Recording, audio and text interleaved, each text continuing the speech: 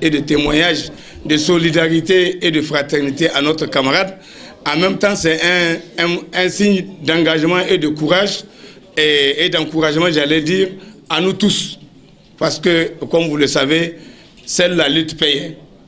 Il n'y a rien à faire, il ne faut pas croiser les bras et croire que quelqu'un va venir changer votre situation si vous restez sans rien faire.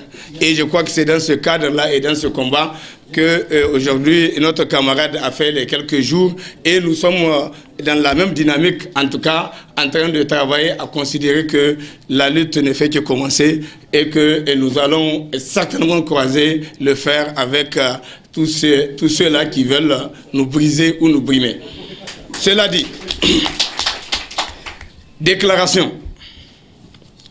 Réunis en session extraordinaire les samedis 24 et dimanche 25 mai pour examiner le dernier développement de la situation socio-politique de notre pays.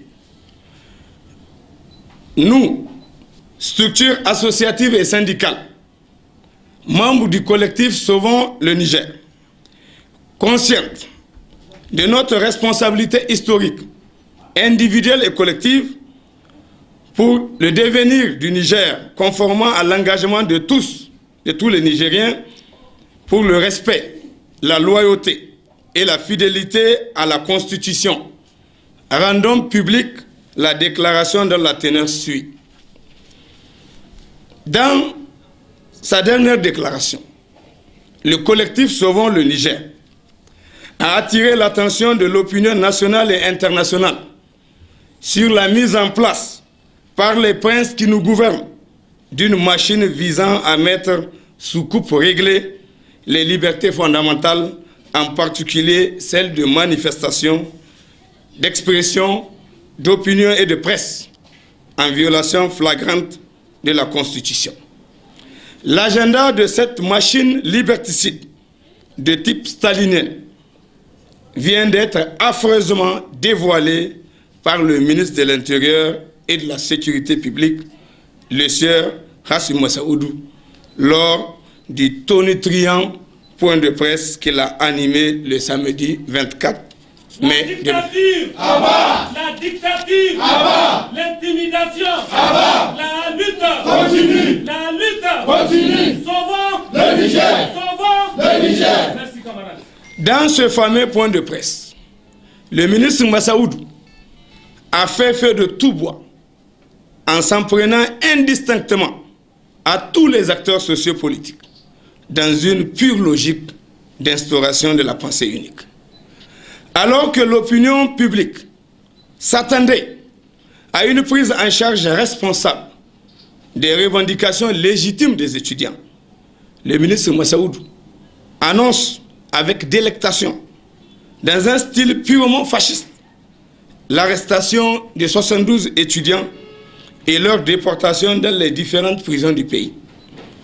Non satisfait de la répression sauvage et l'arrestation massive des étudiants à l'issue d'une manifestation spontanée, le sieur Massaoudou annonce également la poursuite de la chasse aux sorcières contre les étudiants, dont le secrétaire général de l'ONU, qu'il accuse d'être manipulé par l'opposition politique sans en apporter la preuve. Dans cette même logique, il s'en est pris vertement aux médias indépendants, dont il considère certains comme des ennemis du régime, et annonce une imminente remise en cause des acquis démocratiques, notamment la liberté de la presse, et ce au mépris de l'engagement du président de la République, matérialisé par la signature de la déclaration de la montagne de la table. Dans le même ordre d'idées, il a exprimé sa haine viscérale à l'endroit de certains acteurs de la société civile dont le seul tort est d'avoir décidé de la création du collectif Sauvons le Niger pour marquer leur lecture alternative de la situation politique délétère actuelle, née des agissements irresponsables de la classe politique dans son ensemble. Dans la même foulée, il a indiqué sans vergogne que le collectif s'inscrit dans une perspective putschiste, alors même que cette attitude a été la pratique constante de leur groupe politique à travers l'histoire sociopolitique de notre pays. Ensuite, il a révélé l'arrestation d'une quarantaine d'opposants politiques accusés d'instaurer un climat de terreur dans une perspective putschiste. Il a poussé l'outrecuidance en jetant le discrédit sur les décisions de justice qui ne répondent pas à ses attentes. Au regard de tout ce qui précède, le collectif Sauvons le Niger a décidé 1. de dénonce et condamne les propos irresponsables et va-t-en-guerre de Massaoudou Hassoumi dans son point de presse. Fustige et condamne les accusations sans fondement contre le collectif Sauvons le Niger et les médias indépendants. 3. Condamne les violences perpétrées lors des manifestations spontanées des étudiants et particulièrement la répression sauvage dont ils ont fait l'objet sur ordre de Massaoudou Hassoumi. 4.